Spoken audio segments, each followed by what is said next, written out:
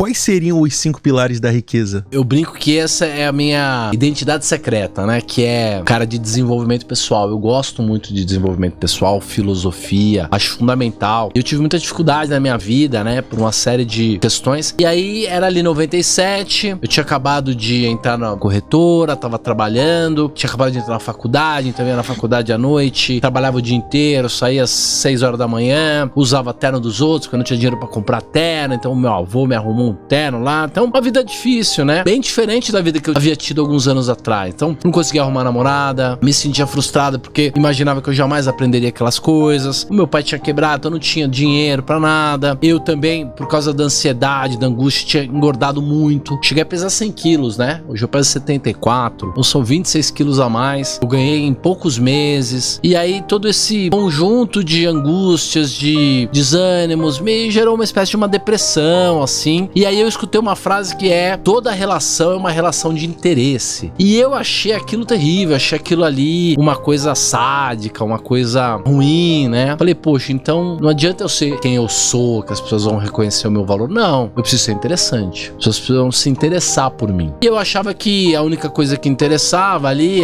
pelo menos o que eu tinha pensado, era dinheiro. Então, pô, pra você ser interessante, você precisa de dinheiro. Só que, alguns meses depois eu encontrei um amigo meu que é o Guilherme, que é meu amigão até hoje. E aí eu perguntei, fala Gui, como é que tá a vida? Ele é um cara super bacana, do interior, um cara resolvido e tal. Ele fala, uai, tá boa demais a vida. Rico, bonito e inteligente. Falei, opa, rico, bonito e inteligente. Então não é só dinheiro que faz as pessoas serem interessantes. Se eu tiver conhecimento, se eu souber falar de um autor, se eu souber dizer uma curiosidade, contar uma piada, falar de um filme, de uma música, eu também vou ser uma pessoa interessante. Se eu cuidar da minha saúde, claro que depois a gente foi trocando, né, e o bonito virou saúde, né, saudável, também você vai ser interessante. E também toda a questão afetiva de arrumar namorada virou, na verdade, interessante para os outros, para a vida. Naquela época eu fiz uma matriz. Falei assim, olha, eu preciso me dedicar a aumentar a minha riqueza financeira, dinheiro. Eu preciso cuidar da minha saúde, ser mais apresentável, ter mais energia para trabalhar, disposição, agilidade. E eu preciso também estudar. Fumava naquela época e bebia 5 vezes por semana, não bebo há muitos anos. A partir daquele momento virou uma chave em mim, sabe? E eu, por exemplo, eu venho estudando pelo menos 2 horas por dia, desde os 19 anos. Eu tinha 19 anos naquela época. Então faz 27 anos. Então aquele moleque que tinha dislexia, que tinha repetido e tal, hoje tem muito mais conhecimento, né? Do mesmo jeito que a saúde. Se pegar uma foto daquela época, talvez eu pareça mais saudável hoje do que naquela época. E aí eu fui com essa matriz. Então, uma pessoa que tem muito dinheiro, muito conhecimento, muita saúde, ela vai ser interessante pra todo mundo. A pessoa que não tem nenhuma dessas, ela não vai ser interessante pra ninguém. No máximo, pra alguém que também não tem nada. Alguém que tem muito dinheiro, um único recurso, também vai ser interessante pra alguém que também só tem um recurso. Entendeu? Então eu comecei a fazer aquelas comparações ali e aquilo foi interessante. Em 2009, eu escrevi um livro de educação financeira para crianças. Caramba,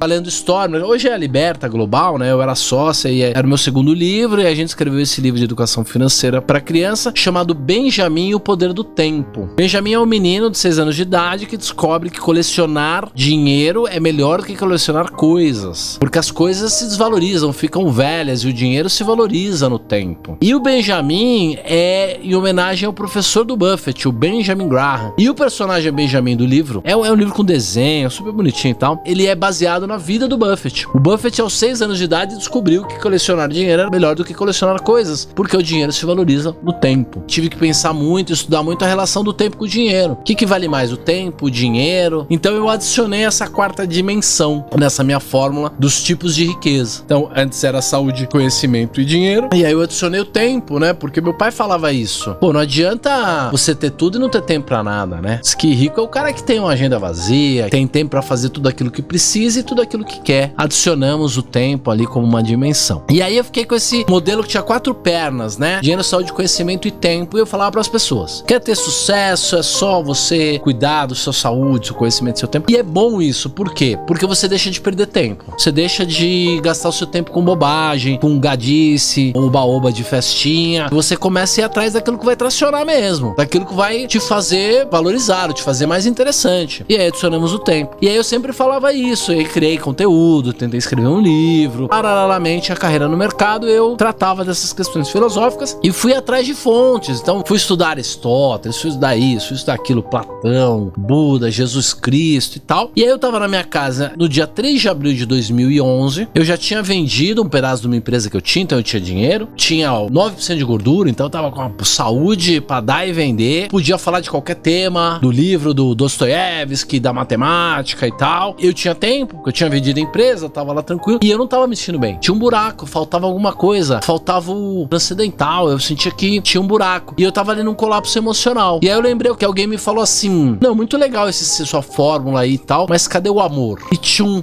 fechou. Na hora que eu lembrei das coisas, cadê o amor? Fechou. Eu falei, putz, tá faltando uma dimensão aí, que é a dimensão emocional. E o que é legal? Eu dou aula há mais de 20 anos, já dava aula quase 20 anos naquela época, de uma fórmula matemática que você usa para definir o valor de um contrato, de uma opção. Qual é o valor das coisas, né? E essa fórmula chama Black-Scholes. Ela tem 5 variáveis, sendo que uma é o dinheiro, uma é o tempo e uma é a volatilidade. Então, na hora que eu percebi que a minha fórmula, para ficar certa, ela tinha que ter 5 fatores, 5 variáveis, e que uma era o tempo, uma era o dinheiro e outro era uma espécie de volatilidade. Eu falei, pronto, eu já sei a minha missão. É criar uma fórmula para ajudar as pessoas a descobrirem qual é o seu nível de riqueza atual e criar um plano para atingirem a plenitude. Então a gente chama isso de riqueza pessoal, porque o cara que só tem dinheiro é um pobretão. Sim. O cara que só tem dinheiro vai ser o cara mais rico do cemitério. Não tem conversa. Tem cara que, se você der uma montanha de dinheiro pra ele, ele vai se autodestruir, né? Então é bem legal esse tema, né? Tem a ver com finanças pessoais, investimento, é complementar. Eu gosto bastante. Começando de trás pra frente, né? O amor, o tempo, o dinheiro, a saúde e o conhecimento. É. Hoje você leva isso como uma filosofia de vida. Sim, o tempo todo. Claro, claro.